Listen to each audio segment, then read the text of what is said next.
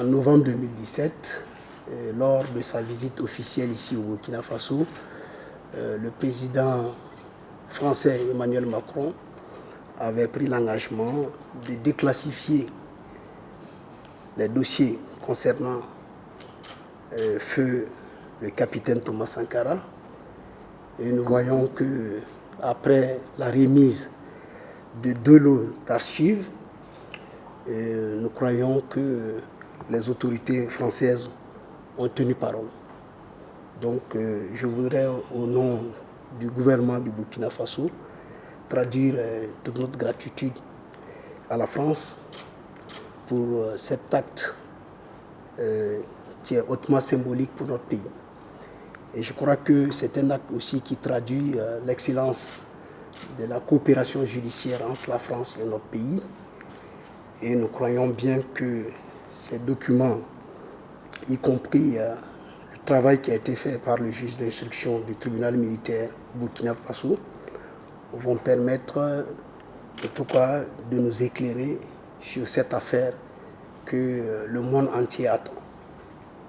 Il y a eu cette commission rogatoire internationale contre M. Blaise Compaoré et autres à la demande du juge d'instruction du tribunal militaire.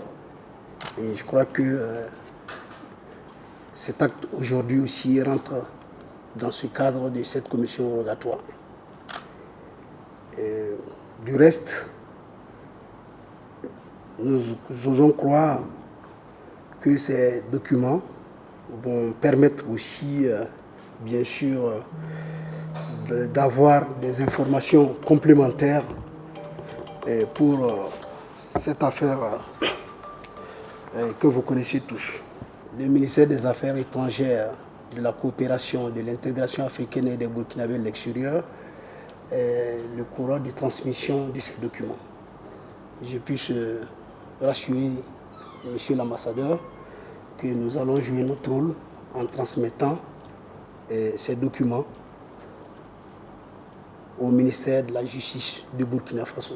Nous avons transmis la commission rogatoire au ministère des Affaires étrangères à Paris, qui l'a lui-même transmis au ministère de la Justice et à l'attention du service de l'entraide judiciaire, et manifestement n'ont réagi spontanément, si je puis dire, que le ministère des Affaires étrangères et le ministère des Armées. Et c'est en fait après qu'on s'est aperçu qu'il y avait aussi probablement d'autres archives qui pouvaient intéresser les juges d'instruction, et en l'occurrence celles détenues par le ministère de l'Intérieur. Pour pouvoir réunir ces archives, a dû en fait faire une recollection à la fois de ce qui était aux archives nationales, à la fois de ce qui était à la Direction générale de la sécurité intérieure, puisque comme vous le savez, l'organisation interne française a changé considérablement depuis, et puis dans les archives de la Direction générale de la police nationale, plus particulièrement en ce qui concerne son service de coopération technique, comme on l'appelait à l'époque. Le 3e lot d'archives est arrivé fin février, après il y a eu des problèmes de calendrier interne, donc je souhaitais encore une fois que cette remise soit, comme c'est le dernier lot d'archives, que ce soit formalisé, et donc on a pu fixer la date aujourd'hui. Bon, je regrette effectivement qu'entre-temps, enfin je ne regrette pas qu'il ait pris son ordonnance, mais je regrette que les archives soient finalement remises après l'ordonnance du juge, mais pour autant, comme l'expliquait à l'instant monsieur le ministre délégué, ce dossier va être versé au dossier de l'instruction et sera examiné par les juges qui vont juger ce procès. Donc l'essentiel, c'est que finalement, elle soit entre les mains de la justice burkinabé, qu'elle puisse être exploitée et qu'elle contribue, je suppose, ou j'espère en tout cas, à la manifestation de la vérité.